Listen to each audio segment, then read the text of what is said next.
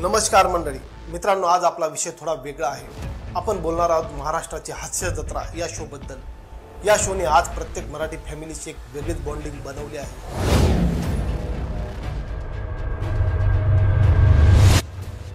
मराठी चित्रपटांपासून ते बॉलिवूडच्या प्रमोशन पर्यंत या शोचे यश म्हणजे लोकांच्या रोजच्या समस्यांमधून काही क्षण आनंदाचं देणं हेच प्रेक्षकांसाठी ट्रेस बूस्टर आहे। तमाशा, लावणी, वगनाट्य या परंपरेतून जन्मलेल्या कलेने आज टीव्हीच्या पडद्यावर एक नवा अवतार घेतलाय। पण हा शो सुपरहिट होण्यामागे मराठी कलाकारांच्या संघर्षाची, मेहनतीची आणि प्रेक्षकांनी भरभरून दिलेल्या प्रेमाची ही कहाणी आहे। तसेच सर्वांना एक प्रश्न नेहमी पडतो, या कलाकारांना एका एपिसोडसाठी किती पैसे मिळत असतील? चला तर हे सर्व जाणून घेऊ या व्हिडिओच्या माध्यमातून। नमस्कार, मी कैलास आणि तुम्ही बघताय नमस्ते महाराष्ट्र। 22 ऑगस्ट 2018 मध्ये सोनी मराठीवर पहिल्यांदा सुरू झालेला हा शो अगदी काही महिन्यातच लोकांच्या हृदयात घर करून बसला।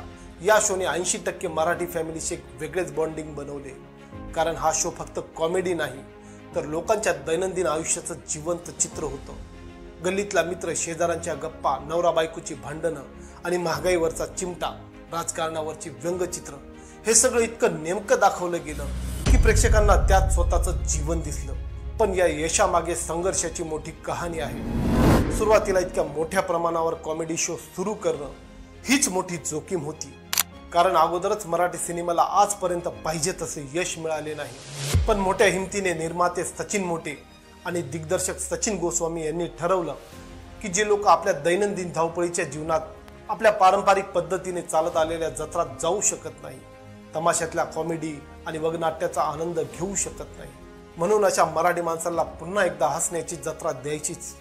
छोट्या सेटवर मर्यादित बजेटमध्ये शो सुरू झाला आणि कार्यक्रमाचे सूत्र दिले गेले स्टार आर्टिस्ट प्राजक्ता माळीकडे। आज कलाकारांनी या शोचे वेगळे स्थान निर्माण केले आहे।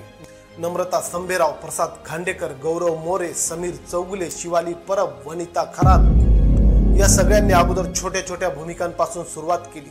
अनेक वर्ष थिएटरवर संघर्ष, ऑडिशन मधली डायरेक्टरची नकार आणि पैशांची टंचाई, पण हार न मानता टिकून राहिल्यामुळे आज ते प्रत्येक मराठी घराघरात पोहोचले आणि या कलाकारांनी आपापल्या अभिनयाने प्रेक्षकांच्या मनावर राज्य केलं।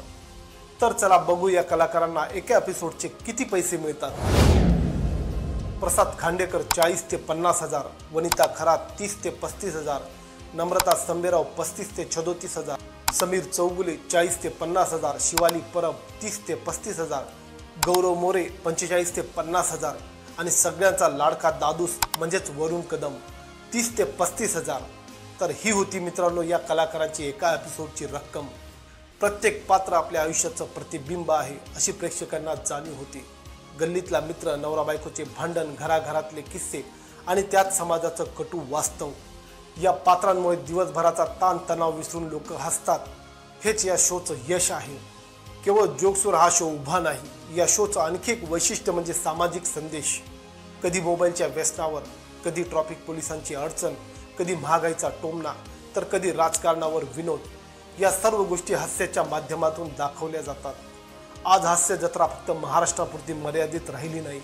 या शोचे क्लिप्स सोशल मीडियावर झळकतात, मीम्स बनतात, रील्स व्हायरल होतात। बॉलिवूड कलाकार देखील आपल्या चित्रपटांच्या प्रमोशनसाठी महाराष्ट्राच्या हास्य जत्रेच्या मंचावर येतात। मित्रांनो, महाराष्ट्राच्या हास्य जत्रेचा हा प्रवास अगदी साध्या सुरुवातीपासून ते आजच्या प्रचंड लोकप्रियतेपर्यंत पोहोचला आहे।